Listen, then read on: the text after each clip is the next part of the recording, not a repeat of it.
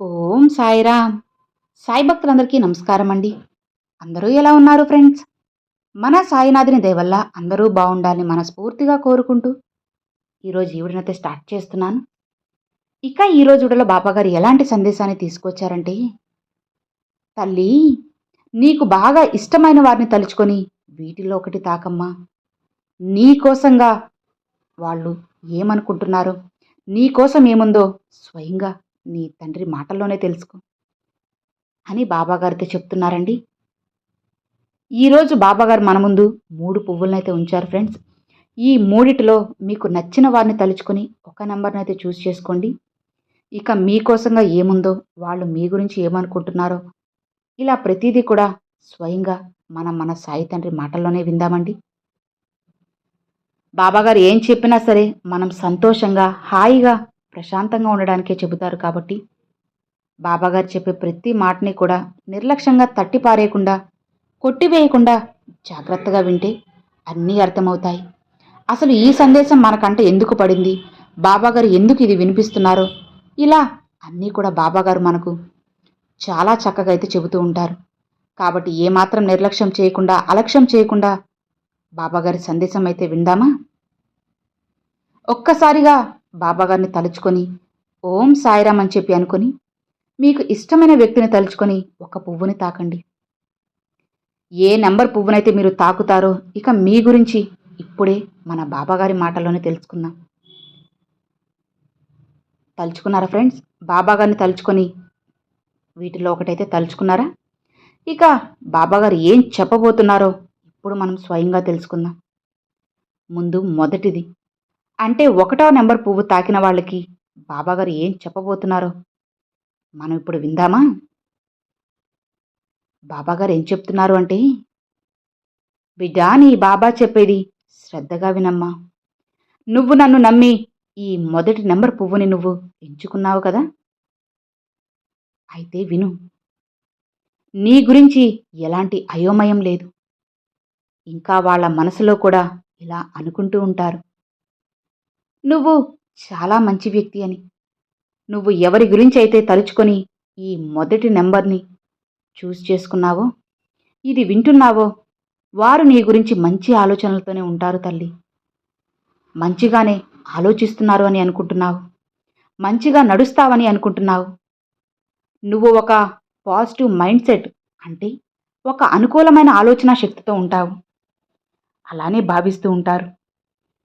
నువ్వు తలుచుకున్న వాళ్ళు నీ గురించి ఎలాంటి అయోమయం కూడా లేదమ్మా.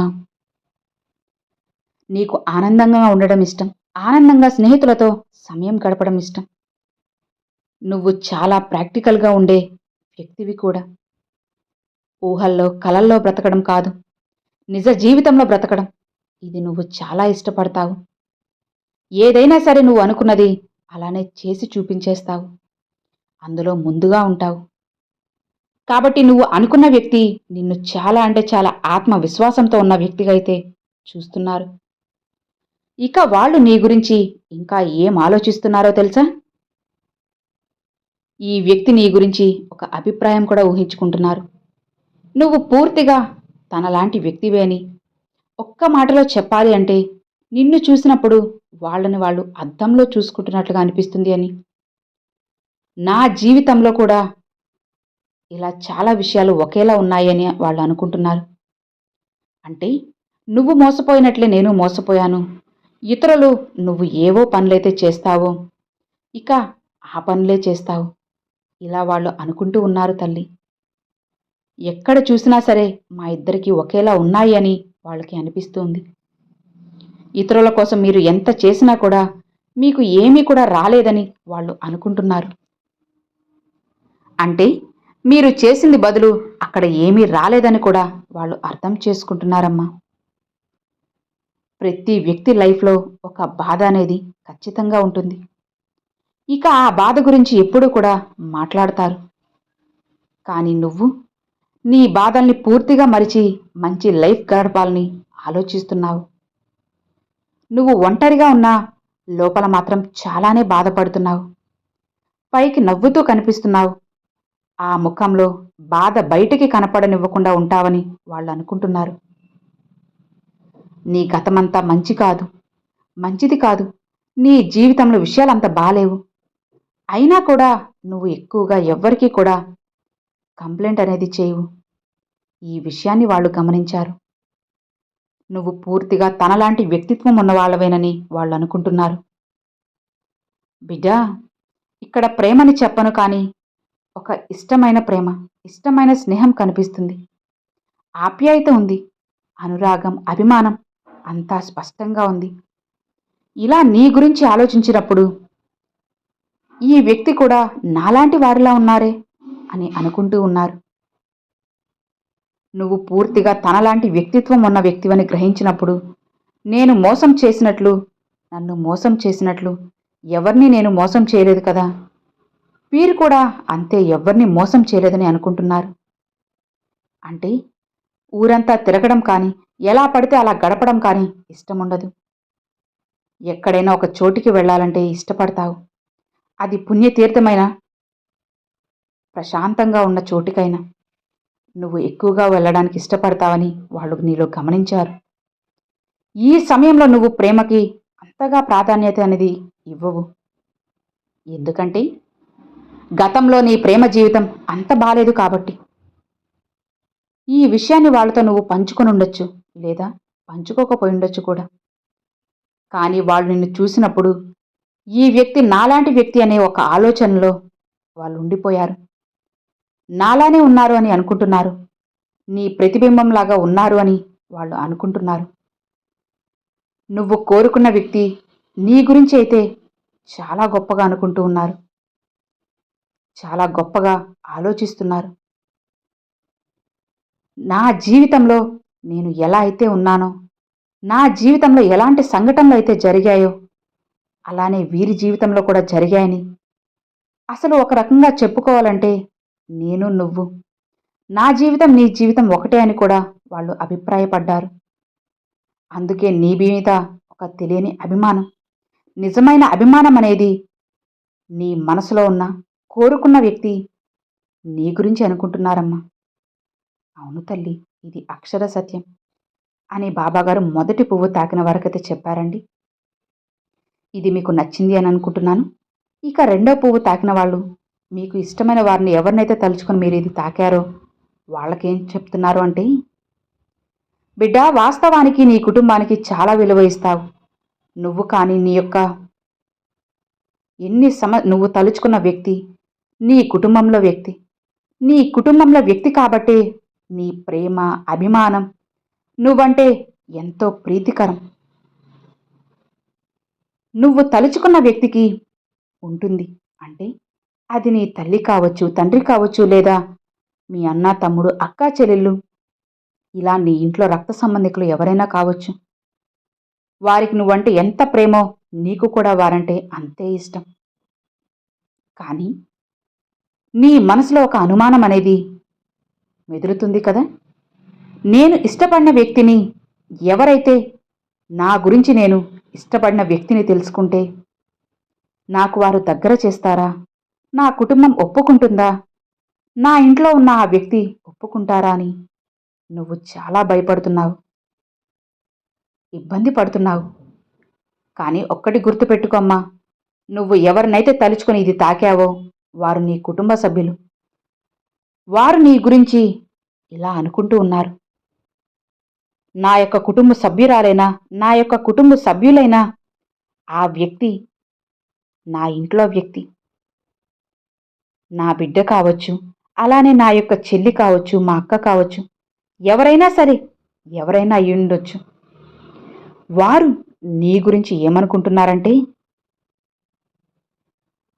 నీ కూతురు కానీ నీ కుటుంబానికి ఎంతో విలువ ఇచ్చే వ్యక్తి, ఎప్పుడు కూడా మా మాట కాదని ఏది చేరు అని అనుకుంటున్నారు.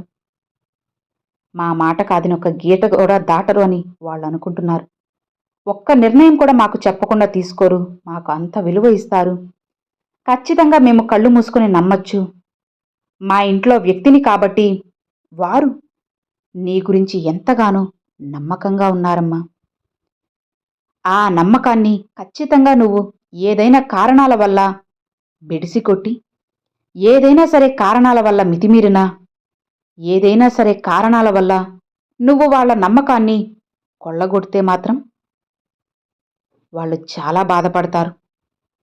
ఇక వారు ఆ ఆశ్చర్యంలోనే ప్రాణాలు కోల్పోయే అవకాశం కూడా ఉంటుంది. జాగ్రత్త. నిన్ను దూరం పెట్టే అవకాశం కూడా ఉంది. వారికి అనారోగ్య సమస్య వచ్చే అవకాశాలు కూడా చాలా ఉన్నాయి తల్లి. అందుకే నువ్వు ఎప్పుడూ కూడా నీ కుటుంబంలో ఉన్న వ్యక్తికి కాస్త దూరంగా, వ్యతిరేకంగా ఎప్పుడూ ఏదీ చేయకు. దూరంగా ఎప్పుడూ వెళ్ళకు.